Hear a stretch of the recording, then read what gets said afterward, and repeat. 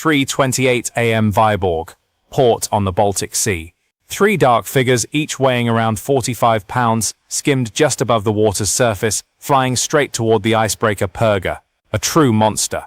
A 374-foot-long, nearly 400-ton armed patrol warship of the FSB, valued at more than $220 million. For years, Russia had taken enormous pride in this combat icebreaker, treating it like a crown jewel of its northern fleet, a vessel built to smash through thick ice, carry serious firepower, and project an untouchable presence across the harshest polar regions. In Moscow's eyes, the Perga was supposed to be the ship that opened the way for crude oil and LNG tankers along the northern sea route, while also supporting Arctic patrols and resupplying forces in the far north. And the Russians were convinced the Baltic Sea was an untouchable backyard, a safe zone, nearly 600 miles from the front lines in Ukraine. But in a single night, that illusion shattered. Ukraine had reached directly into Russia's backyard with a weapon they never believed could get there. No fortress was strong enough. No ship was too large. Perga, the $222 million symbol of Russian pride, is now nothing more than twisted scrap metal, a humiliation Moscow will never forget. And this is where strategic Warfiles begins. 2 hours earlier, over the pitch-black Baltic Sea, the E-300s were gliding at an altitude of 80 feet, holding a steady speed of 85 miles per hour. They moved along the edge of international airspace, using the NATO corridor as a geopolitical shield. Not a single unnecessary signal was emitted. Their electric motors made only a faint hum, like a dental drill idling in the distance. A soft sound, but one that could send a chill down the spine of anyone listening closely. And with every second that passed, the Kremlin's billion-dollar radar giant was being stripped of its defensive secrets by drones so cheap they barely looked like a threat. That intelligence did not disappear into the night. It was transmitted to a secret underground station somewhere in the Baltic region. There, Ukrainian specialists assembled every fragment of data, and little by little, the full defensive layout of Vyborg came into focus. Giant cranes, shipbuilding frames, steel blocks, industrial clutter, all of it accidentally creating lethal blind spots. Then, the decisive moment arrived. Reconnaissance complete. The order came as a cold whisper. No hesitation, no doubt. Ukraine now had the full map of Vyborg's defenses. 3:35 a.m. As the darkness over the Baltic was suddenly pierced with movement, the E-300 ghosts did not turn back. Instead, they executed a maneuver so reckless that even a rookie U.S. Air Force pilot would have shaken his head. The click-clack of joysticks echoed in the control room. The drones shot upward to 140 feet. At the same instant, their signal power surged to maximum. In one moment, they were invisible ghosts, and in the next, they had turned themselves into blazing stars on Russian radar screens. So bright that operators in Moscow must have rubbed their eyes in disbelief.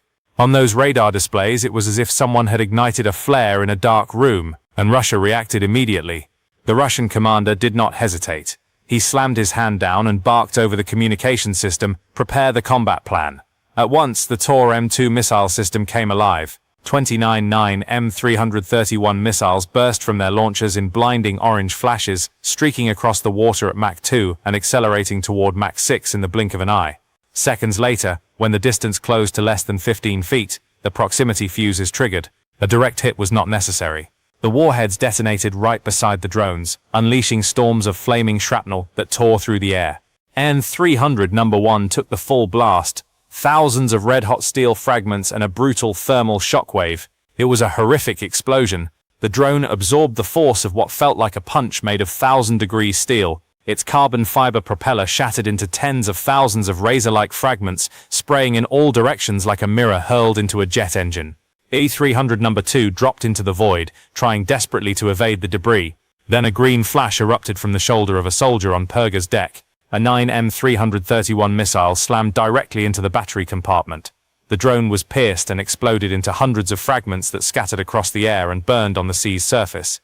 At the same time, on the deck of the Perga, the AK-630 MCIWS opened up with its terrifying 5,000 rounds per minute.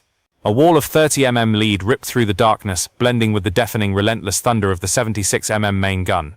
The third E-300 had no chance. It was shredded into fragments before it could even react. In only a few dozen seconds, the threat had been wiped out. Inside Vyborg, the Russian commander leaned back in satisfaction. A smile spread across his face as the thermal screen gradually dissolved into static. Handshakes followed. Footsteps rang across the metal floor in a rhythm of victory. In their eyes, Ukraine had just thrown pocket change into the sea for the sake of a meaningless fireworks show.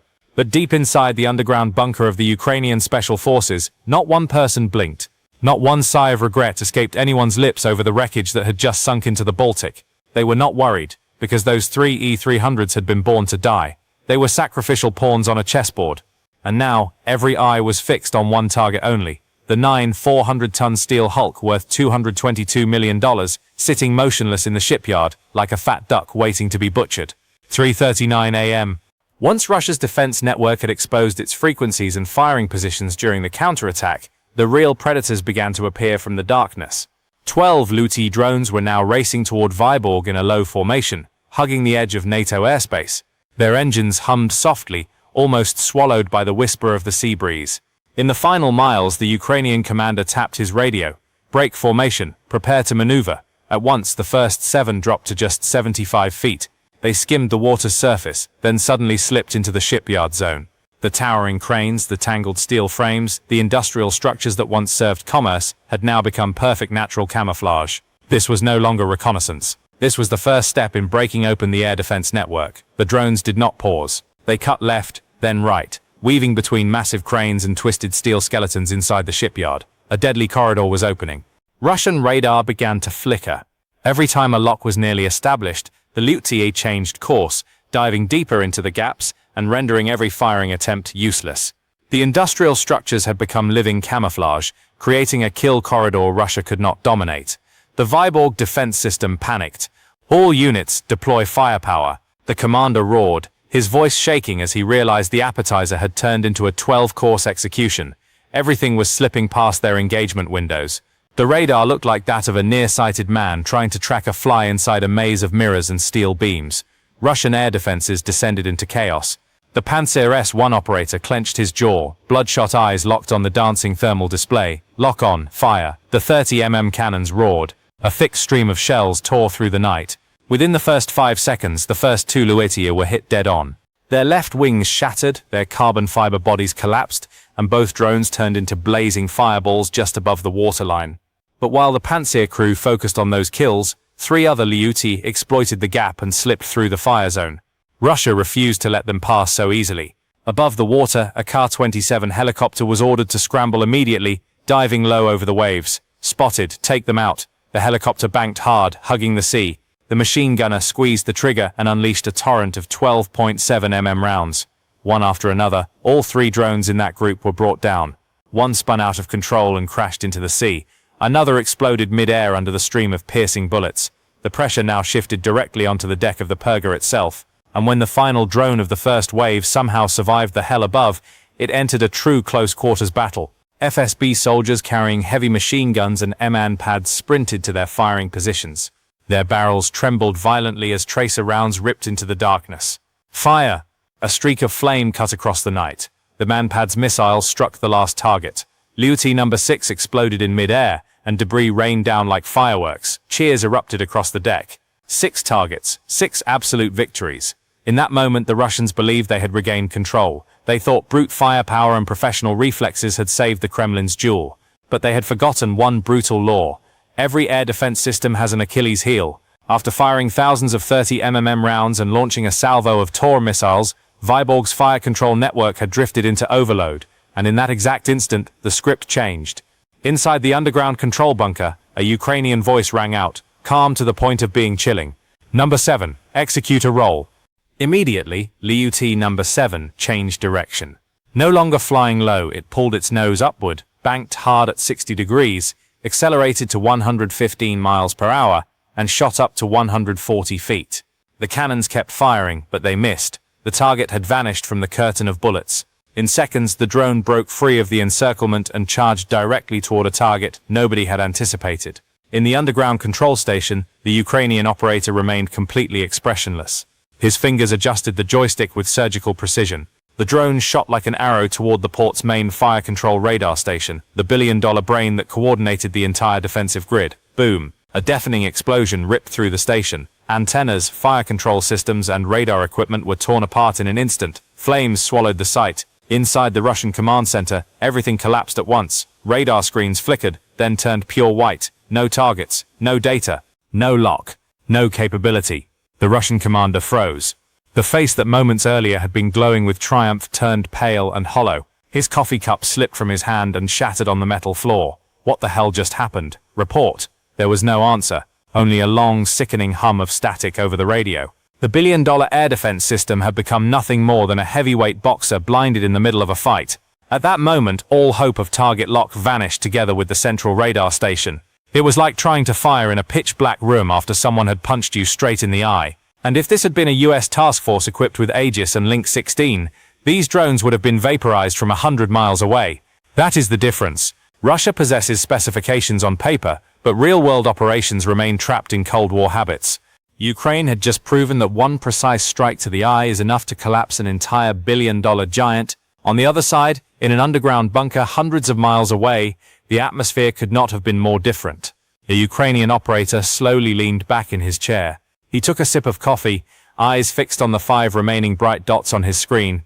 Those 5 points of light were not charging blindly into chaos. They had already altered course, silently circling the mainland and slipping into the exact opening that Number 7 had just created. They were positioning for the finishing blow against the exposed flank of the Perga monster. In this game, Ukraine had officially delivered checkmate. The operator tilted his head slightly, speaking so softly it was almost a whisper. The path is clear.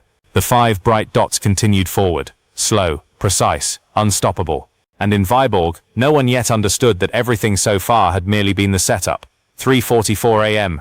Just as the Pathfinder had turned into scrap metal and the port of Vyborg fell into digital blindness, the piercing scream of the AI-450 engine suddenly tore through the darkness. It sounded like a Husqvarna chainsaw cutting through steel plates directly behind Russian lines. At that exact moment, Ukraine exploited the chaos. The remaining 5 Luti ghosts slipped beneath the bellies of the giant cranes, weaving through the steel skeletons of the shipyard with the smoothness of ace pilots in a Top Gun sequence. They were no longer flying in straight lines. They were dancing between industrial obstacles, eliminating every possible firing angle. In the command center, the Russian commander screamed over the backup communication line, switched to manual mode. Immediately, heavy machine guns and 25mm cannons began sweeping wildly into the darkness. Bullet tracers crossed one another in a desperate, hopeless web of fire. And for the Russians, this blind barrage did produce some results. A burst of 12.7mm fire tore through the right wing of Lyuty No. 8, shattering the carbon fiber structure into splinters like dry wood. The drone lost control, spun violently, and crashed into a stack of containers on the pier. Boom! A massive thermal explosion lit up an entire section of the shipyard.